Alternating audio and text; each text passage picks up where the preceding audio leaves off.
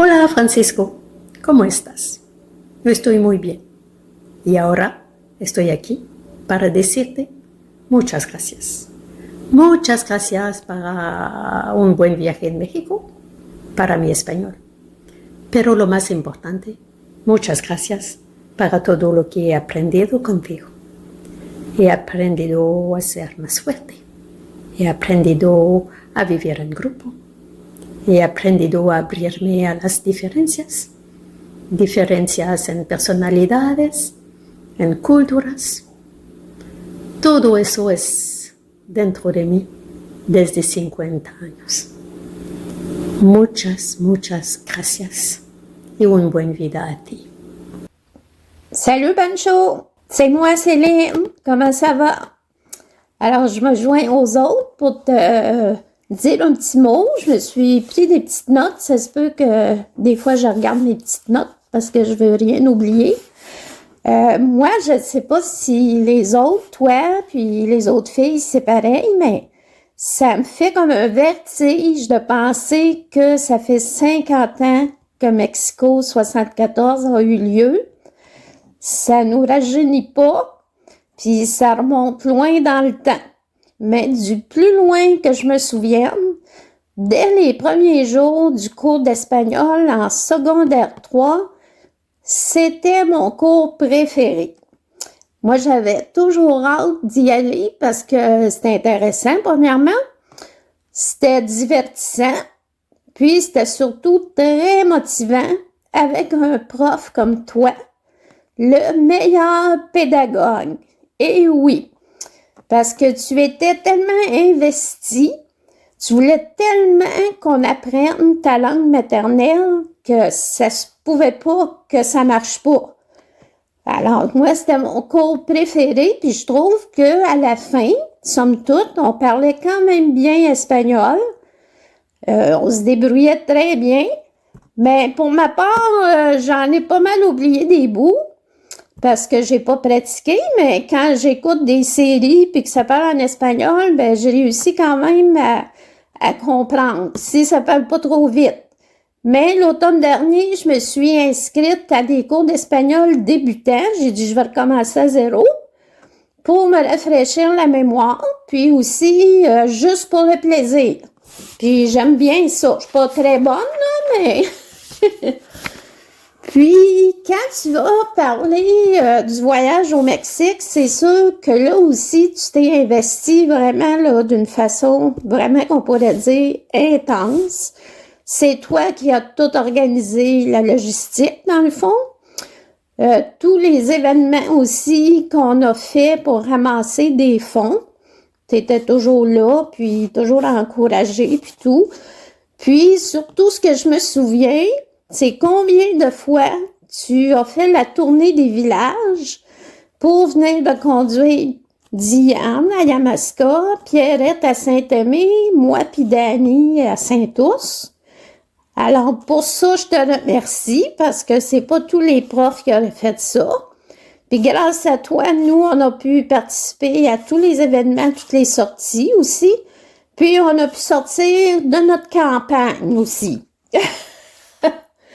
Puis, aussi, ben, je voulais te dire surtout que ce qu'on a appris de tout ça, c'est que quand on a un rêve, quand on a un but, un objectif, puis qu'on y croit vraiment, puis qu'on met tous les efforts qu'il faut, qu'on persévère, ben, on réussit. On atteint notre but.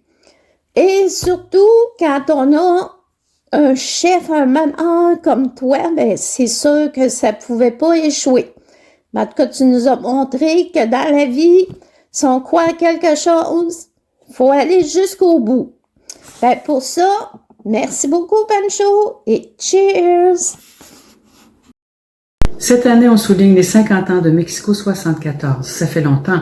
Quoique mes souvenirs soient vagues et lointains, et malgré le temps qui passe, il y a de belles images qui me reviennent.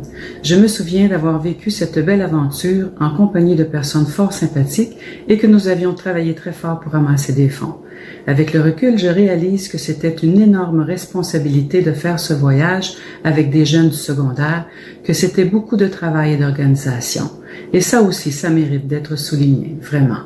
Bravo et merci à toi, Francisco, sincèrement, et à Lise qui a certainement contribué à la réalisation et au succès de ce beau projet.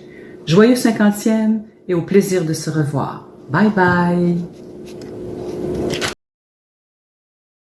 Hola Pancho, sabes que me hiciste el regalo más importante de mi vida. Me regalaste un idioma. Y un idioma no viene solo, viene con un mundo entero, con una cultura, con una manera de pensar, que a mí me pegaba. Yo me di cuenta que me reconocía en esa cultura, en ese idioma. Y bueno, ha cambiado mi vida porque por ese idioma he viajado por el mundo, porque me abrió puertas al viaje también. Tú nos abriste las puertas del viaje, de conocer, de ser único, de ser original, como tú decías siempre. Y yo creo que era la primera vez que yo escuchaba a un adulto decirme eso, que podía ser diferente, que podía ser original, que podía pensar a mi manera. Tú nos diste eso también. Nos diste ganas de conocer otras culturas, otra manera de ser, de pensar. Y todo con risa. Primera vez que tenía un profesor que nos hacía reír tanto y que riendo y sin tanta estructura podíamos aprender.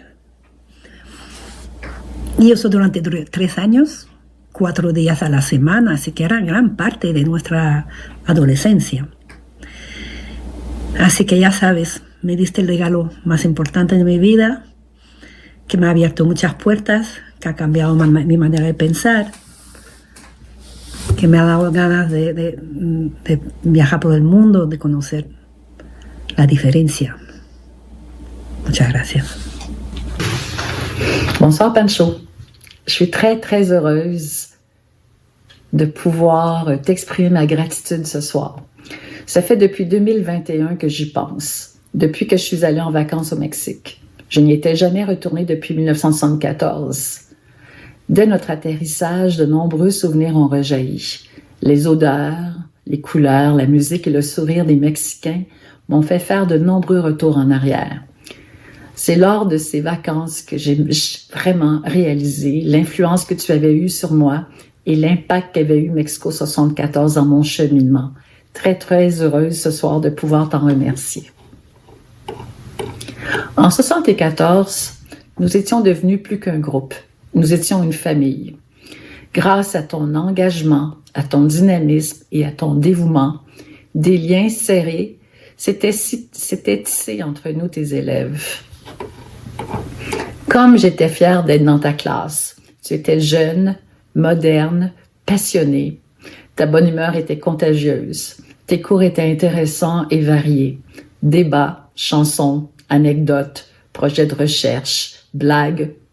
Je me rappelle d'ailleurs de la fameuse blague de la gomme chiclette qui était supposément faite avec du crachat de lama.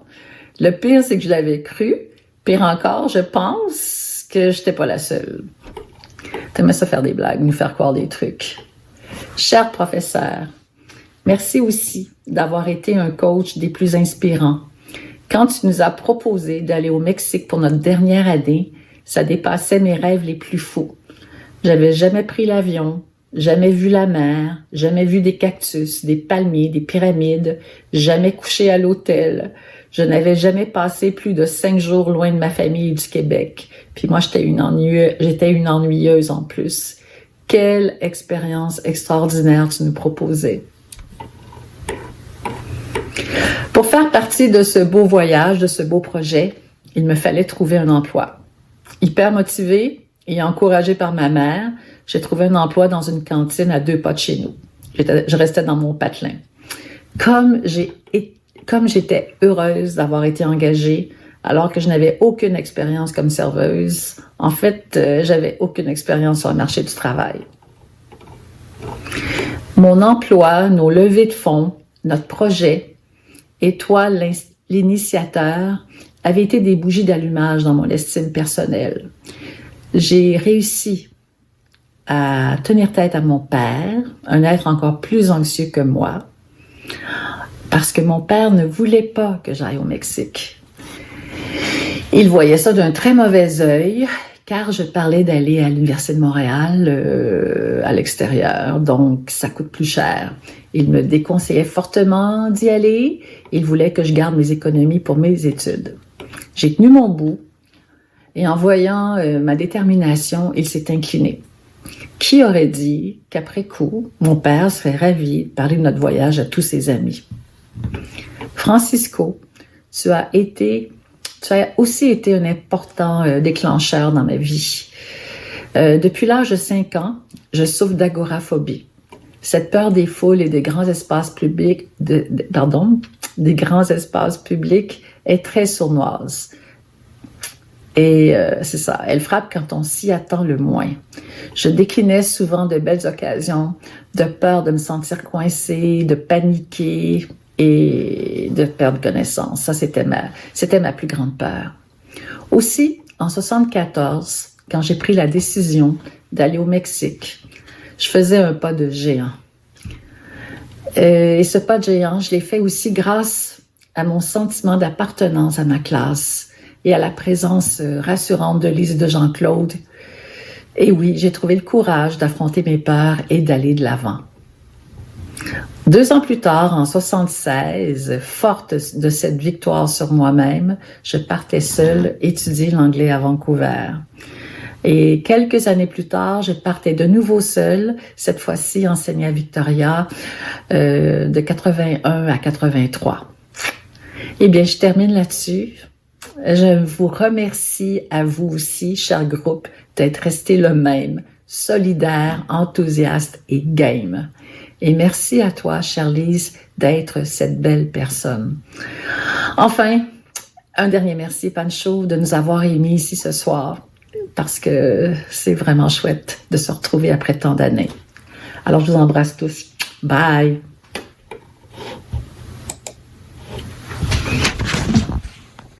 Bonjour Pancho, ici Diane. Écoute, je suis en direct d'un petit village qui est au cœur de l'île de Grande Canaria, dans les îles Canaries. Ça s'appelle Témissas, c'est tout petit. Et je voulais juste te remercier pour le goût du voyage que tu nous as donné à travers les cours d'espagnol que tu nous as donnés. Moi, je peux juste te dire que souvent, on choisit des destinations où ça parle espagnol parce que grâce à toi, ben, on est plus à l'aise de parler. Il y a des professeurs dans la vie qui nous marquent. Je crois que tu en es un pour moi. Et je pense que je parle pas au nom de tout le monde, là, mais de tout notre groupe, mais je pense que plusieurs d'entre nous en sont restés marqués. Donc, je voulais juste te remercier pour tout ça, puis te souhaiter encore beaucoup de bonheur. Et on est très, très, très heureux qu'on soit tous encore ensemble là, pour se rencontrer 50 ans plus tard. Donc, si on a désiré le faire, c'est que ça nous a marqué. OK? Bonne journée. Bye-bye. Salut Francisco, salut tout le monde. Pas facile de parler une tablette, mais ça vaut le coup pour souligner notre anniversaire. Bon, le message que je veux passer ici, c'est de te faire savoir, Pancho, l'importance que tu as eu dans ma vie avec le fameux cours d'espagnol mémorable. Les 3 années de cours, la préparation du voyage, le Mexique, puis par la suite dans ma vie d'adulte, lors de plusieurs voyages en pays hispanophones où j'ai eu le loisir de me débrouiller avec l'espagnol. Et même ici, dans mon petit village en Gaspésie, on a demandé mon aide pour les premiers travailleurs agricoles guatémaltèques car il n'y avait personne d'autre qui pouvait traduire pour aller à la banque, à l'épicerie. Le voyage au Mexique a été une piqûre pour moi. Pour les voyages, et sans doute pour les autres aussi, j'imagine. L'espagnol m'est resté plus ou moins imprégné. Loin de le parler couramment, j'arrive à me débrouiller. Mais on me demande toujours où j'ai appris l'espagnol. Ben, à Polyvalente de Sorel. C'est là que j'explique comment un réfugié de la junte militaire du Chili est venu s'installer à Sorel pour former tellement de jeunes en espagnol et au soccer. Quelle chance qu'on a eue. Malgré que pour toi, Pancho, c'était une épreuve que tu traversais sans que je m'en rende compte. J'étais trop jeune. Personnellement, j'ai le souvenir que pour ce cours, en particulier, je tenais à donner mon 100%, car j'aimais sincèrement ta manière particulière d'enseigner.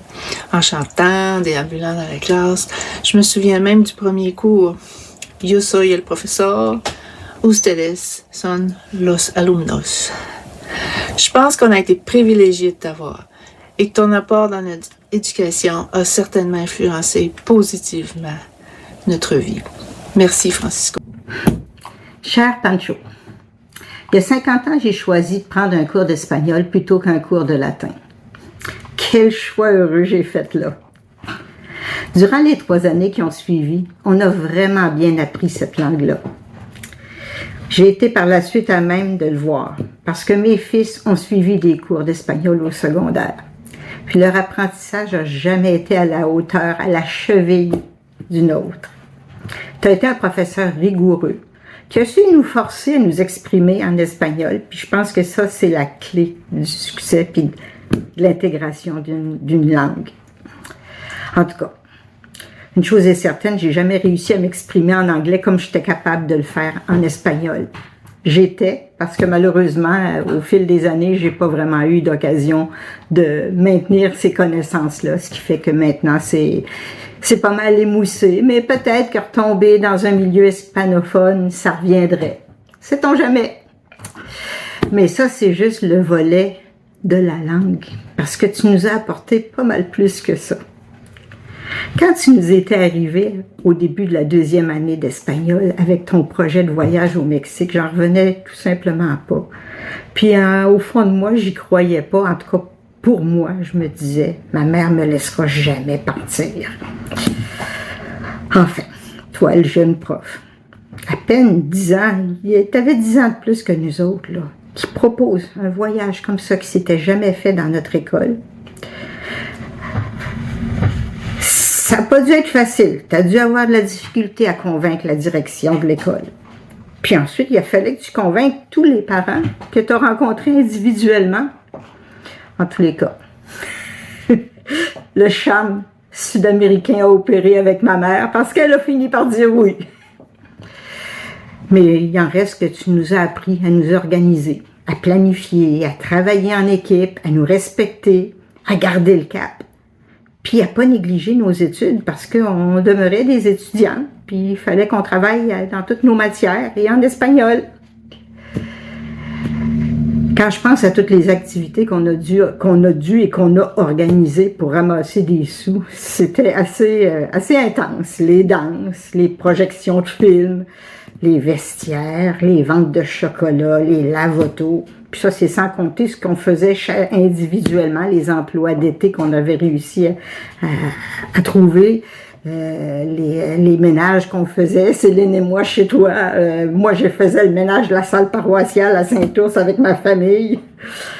Enfin, toutes les heures qu'on a consacrées à ce projet-là. Toi, en même temps, tu étais totalement investi, puis tu faisais ça bénévolement.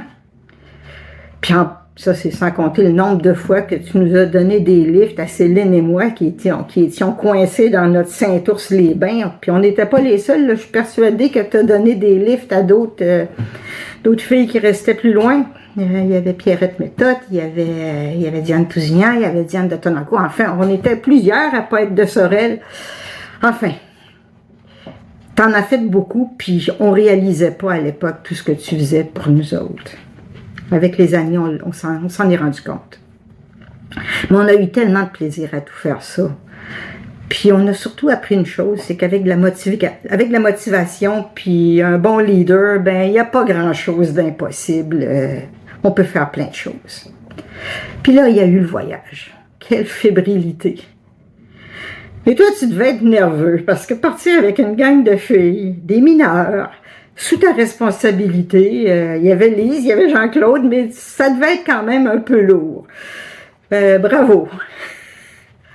Puis pour nous autres, ça a été tout un lot de nouveaux apprentissages, la nourriture, la culture, le choc culturel, le mal de cœur en autobus, les visites imprévues, celles imprévues occasionnées par la crevaison. On avait vraiment visité un petit village pauvre que les guides n'avaient pas prévu nous faire visiter, mais ça nous a donné quand même un vrai contact avec le Mexique, de voir les rues en terre battue, l'intérieur des maisons, le sol sur la terre battue également.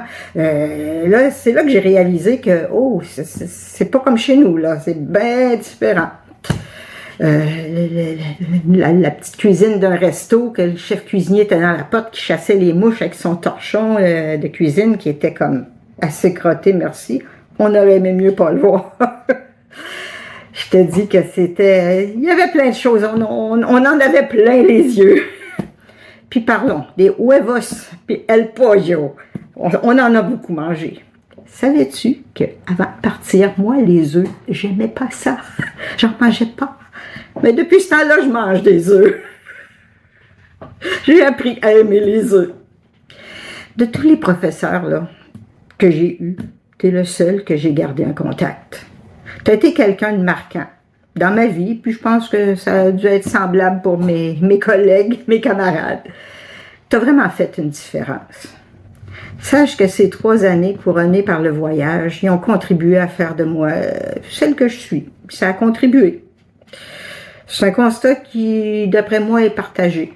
Puis, ce qui me fait dire ça, c'est que il n'y a pas grand monde qui s'est fait forcer la main pour participer à l'événement qu'on fait aujourd'hui. Tout le monde avait le goût de se revoir, puis de te revoir, puis de célébrer ces 50 ans-là.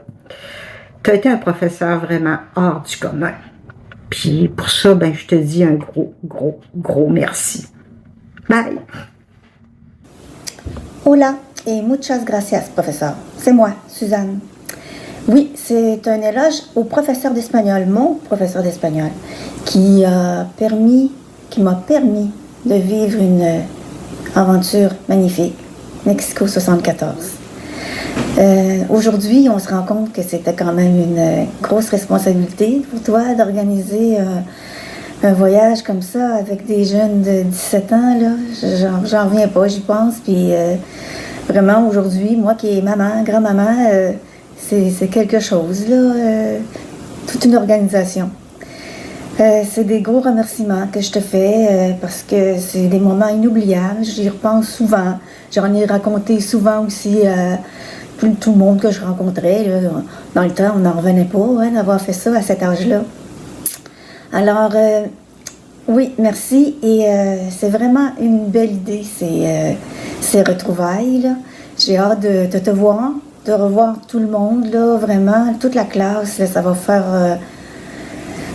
un grand bonheur de vous revoir tout le monde, de pouvoir échanger, parler de nos souvenirs, de se remémorer des beaux moments. J'ai bien hâte, quand même, 50 ans, ça se fait. À bientôt. Hasta luego. Des professeurs, il y en a des bons, il y en a des moins bons, il y en a qu'on oublie rapidement, puis il y en a d'autres qu'on n'oublie jamais.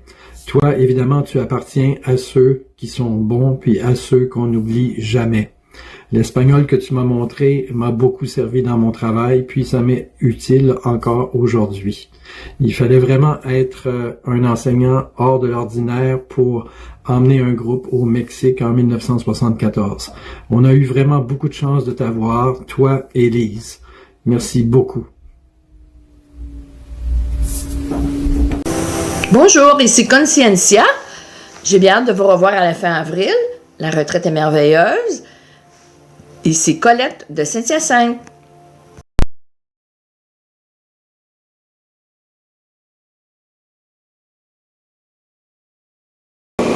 Hola, Mexico 74. Que tal? Hey, déjà 50 ans que je vous ai pas vu. Alors, je me demande bien ce que vous êtes devenus, quelles ont été vos passions, qu'est-ce qui vous a motivé dans la vie. On va le savoir bientôt. Alors, chose certaine, Mexico 74, ça nous a suivi toute notre vie. Par exemple, moi, je suis allée en vacances dernièrement et ça parlait espagnol. Alors, avant de partir, j'ai lu un livre en espagnol qui s'appelait El Peregrino de Paulo Coelho. Alors, et puis, j'ai mon ami qui travaille à un endroit où il y a des Mexicains. Alors, lui aussi, il a appris l'espagnol autant qu'il a pu par ordinateur il y a 2 ans. Alors, encore là, on l'échangeait. Et bon, ça reste. Puis les voyages auparavant aussi, ça nous permet de pratiquer puis de conserver la langue. Fait que oui, ça nous suit toute notre vie. Puis si on revient un petit peu au voyage, on avait à peu près toutes 17 ans, plus ou moins. Donc, tout un petit peu fébrile, naïf, un petit peu sensible, plein d'hormones. Alors, Pablo, Pancho, je ne sais pas comment tu as fait pour 2 semaines de temps, être capable de contingenter ces gens-là pour pas qu'ils s'éparpillent des brebis. Là. Alors, je t'ai trouvé bien bon. Ça, chapeau. Et puis, je me souvenais pas tellement, quand on m'a demandé de parler de ça, je me souvenais pas tellement du voyage. Alors, ce que j'ai fait, j'ai sorti tout ce que j'avais de photos. Mais les photos sont toutes ternies, on a de la misère à voir ce qu'il y a dessus quasiment. Et j'ai trouvé aussi un petit calepin, des petites feuilles en espagnol. Alors, ça m'a rappelé certaines choses qu'on a vécues. Mais je vais commencer par notre début de voyage, qui était un petit peu différent des autres, parce que moi et Diane de Tonancourt, on a monté la journée qu'on était supposé de décoller, parce qu'ils ne nous ont pas rejoints. Alors, pour nous dire que ça avait été remis au lendemain. Alors, quand on est arrivé là, nous autres, on cherchait toute la gang, hein, bon, on ne trouvait personne, puis, je me souviens, j'ai écrit... J'étais toute rouge, j'étais toute énervée. Je me demandais si on avait manqué l'avion, carrément.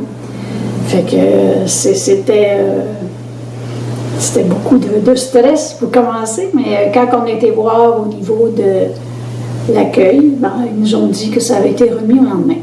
Alors, ils nous ont trouvé une chambre au Skyline. Et bon, là, on a expérimenté qu'est-ce que c'était un hôtel. C'était la première fois de ma vie. Et puis moi, j'avais trouvé ça bien beau. Je trouvais ça luxueux. Et j'écrivais, tout le monde est à notre service, là, c'est bon, puis tout ça. Fait que ça aussi, c'est une expérience, une première qu'on a vécue avant le voyage. Alors le lendemain, on a retrouvé toutes les autres qui étaient avec leurs parents. Alors le départ est un petit peu triste quand même, on se laisse l'un l'autre. Nous autres, nos parents n'étaient pas là. Et puis, par contre, ça a été vite oublié, parce que dès qu'on est installé dans l'avion, et que là, le décollage, une autre sensation, bien ça, c'était vraiment le fun, Mais encore aujourd'hui, j'adore les décollages, c'est bien le fun. Alors, c'était le début. Ensuite, une fois rendu là-bas, bien évidemment, il y a d'autres choses qu'on a vues, qu'on n'était pas habitué de voir, comme la vie de groupe. Moi, c'est la première fois, 2 semaines de temps que j'étais avec un groupe. Et puis, j'ai pas eu de camp de jeunesse, moi. Fait que ça, c'était nouveau pour moi. Et il y a eu aussi le fait, quand on est arrivé là, on a vu qu'il y avait de la pauvreté qui était différent de chez nous. Et on pouvait comparer, et puis après ça, tu te dis, hey, Québec, on est bien, hein? On est bien, parce qu'il y en a d'autres qui vivent très simplement. Alors, une autre chose qu'on a remarqué. Ensuite, au niveau de la nourriture, les noix de coco, les platanes, les frijoles con huevos, encore aujourd'hui, j'ai mangé dernièrement, c'est très très bon d'ailleurs. Et on a vu, bien évidemment, les ballets folkloriques, les pyramides, un musée qu'on a vu aussi. Et puis, je me souviens qu'on est revenu avec beaucoup de souvenirs, beaucoup de souvenirs. Il y avait beaucoup de monde qui vendait des articles. Moi, je l'ai toujours. Ben, les autres, je ne les ai plus. Mais ça, j'avais acheté ça. C'est le Dieu de l'amour. Le Dieu de l'amour, il m'a dit que c'était en pierre volcanique. Ou peut-être de l'onyx. Ça tombait bien parce que moi, juste avant de partir, une semaine avant, je pense, j'avais laissé mon chum. Parce que je voulais pas avoir de lien. Moi, je m'en allais vers quelque chose de nouveau, puis je voulais vivre ça librement. Fait que, ben là-bas, j'ai acheté le Dieu de l'amour, je l'ai toujours. Ensuite, j'ai eu un nom, un surnom, un sobriquet. En tout cas, Alfonso, je pense qu'il en a donné à plusieurs d'ailleurs, il m'a nommé Piedrecita, petite pierre. Ça m'a toujours resté, et à chaque fois que je vais à une place qui a de l'espagnol, como te llamas? Piedrecita. Ça me reste toujours, ça. C'est un beau petit nom que j'aime bien. Et peut-être une dernière chose que j'ai lue dans mon petit livre, j'avais marqué Jugamos al cochon. Je dis, c'est quoi ça? Jugamos al cochon. Peut-être qu'il faut dire cochito. En tout cas, on verra. Tu me le diras, Pancho. Alors, le petit jeu de petit cochon, je pense que ça va être acheté au Mexique. Tu places ça, puis tu verses ça, puis là, dépendant s'il y a un petit cochon sur 4 pattes, 2 pattes sur le côté, ben, tu as des points qui sont attribués. Alors, on avait joué à ça là-bas, fait que ça m'a remémoré ça.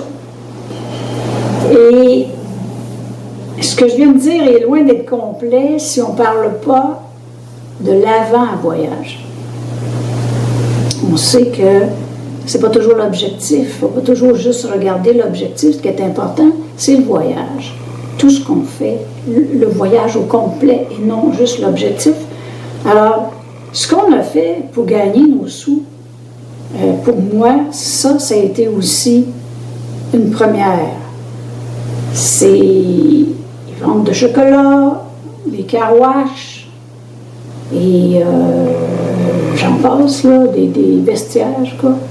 Bien, tout ça, travailler en groupe, avoir un objectif commun, c'était déjà très formateur pour moi, là. Alors ça, j'ai bien apprécié. C'est une belle leçon de vie en soi, ce qu'on a vécu avant.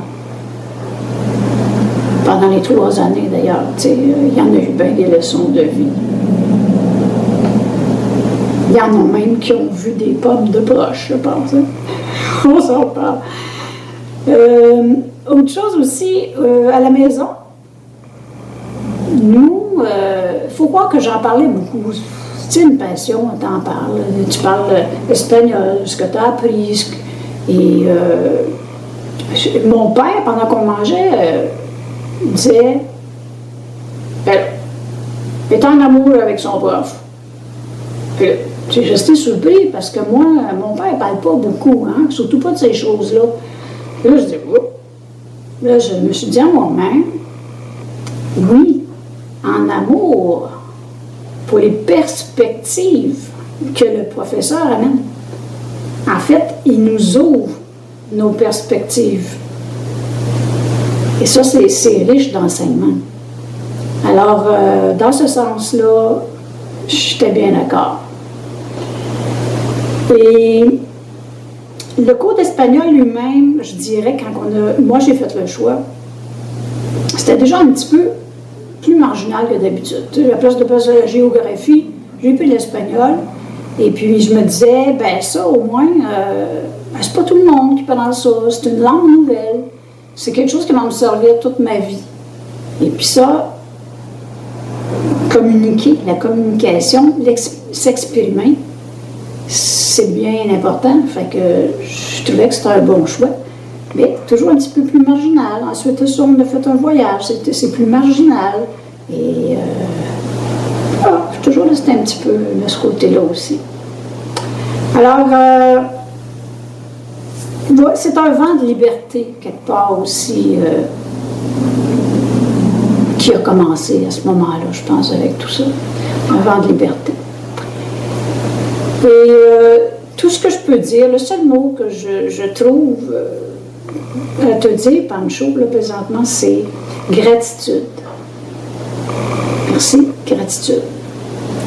Alors, je vous embrasse et on se voit bientôt. Bye bye.